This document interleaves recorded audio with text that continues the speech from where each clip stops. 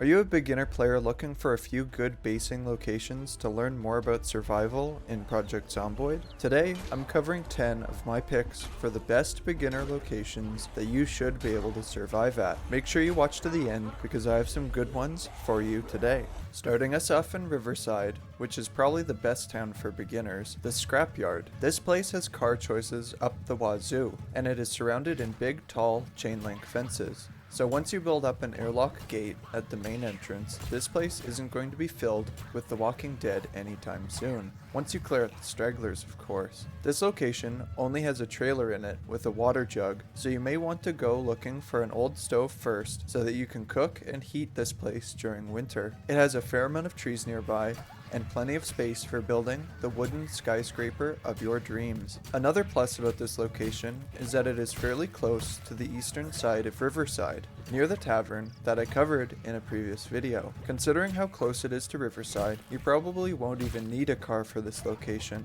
but it is a junkyard, and I'm pretty sure you'll find a working vehicle or two here. Found on the western portion of Westside is this small, secluded cabin. This is a great place to fall back to if things are going south somewhere else. Although there isn't a fence of any kind around it, there are plenty of trees around, so you could build yourself one. The lake provides you with plenty of water for farming and drinking. Plus, you can fish to sustain yourself if you have a rod, which can be commonly found inside the crates. Another thing about this location is the houses nearby. If you travel north around the lake, you'll come across 3 large two-story homes. These homes are also fairly far out of the city, so you should only have to deal with the occasional lone zombie given the distance from it. The only downside to mention is that you will need a car to get here, and it can get a little bit annoying to go looting with such a long drive ahead of you. Going south a little bit, in the southeastern part of Rosewood's residential zone is a small house with a bit of potential. This is a 1-story home that you could expand to 2 stories once you work on your carpentry a bit. This could serve as a good learning opportunity as far as base building and defense goes. There are waist-high wooden fences surrounding the property, which you could use to your benefit if things get a bit hairy. The fences aren't tall enough to keep the horde out completely by themselves, however, but they can be used to aid in your escape.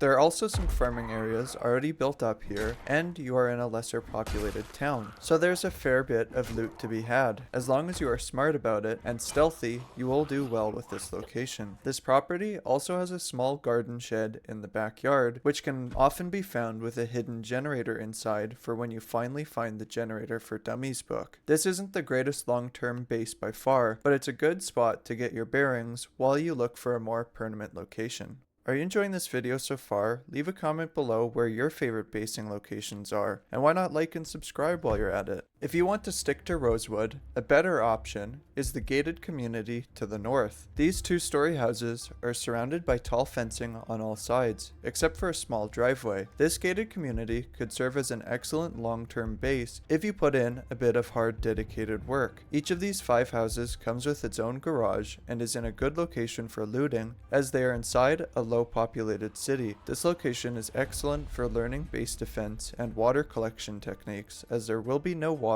to be had without first building some water collection barrels. These homes are also just behind a string of row homes which can be easily looted for canned food, among other things. You could easily finish fencing this small gated community in, and it could treat you very well for a long time. If you build up a few airlock gates with some of the wood you can procure from the forest behind these homes, this location could make an excellent spot for basing up with your friends if you want to do that as well.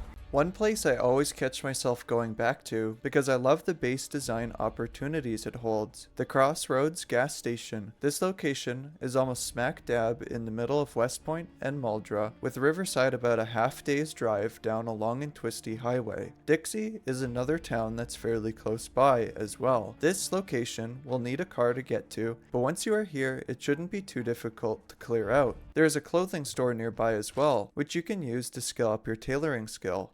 A Spiffos, which has some food provided you get there soon enough, and it also has a used car dealership, which may have a few cars that you might be tempted to swap out the car that got you here. I often build this gas station out to be a massive 2-story base on top of the store and the pumps. It has trees all around for wood and lots of arable land for farming. It's a great base for someone wanting to learn to build their base from scratch.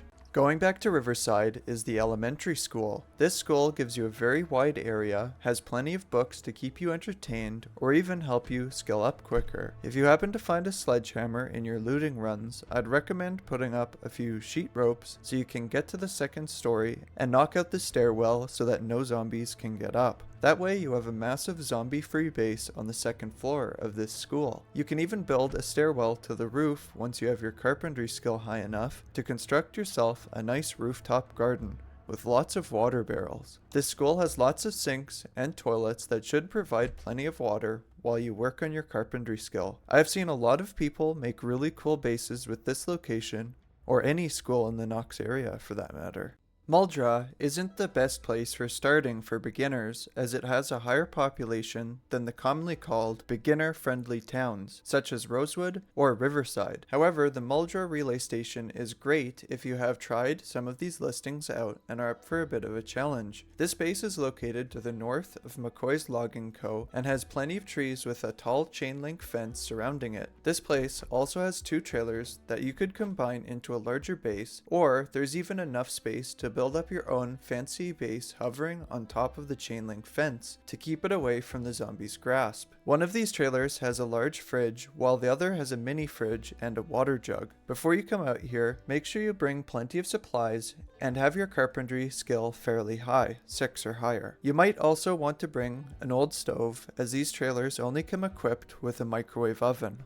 And there you have it, survivors. 7 excellent beginner-friendly basing locations for Project Zomboid. These bases will no doubt aid in your survival and help you learn more. Did I miss your favorite location? Let me know in the comments which location you'd choose for your hideout. Make sure you subscribe so you stay up to date on more potential basing locations in the future. Stay safe out there, survivors, and until next time.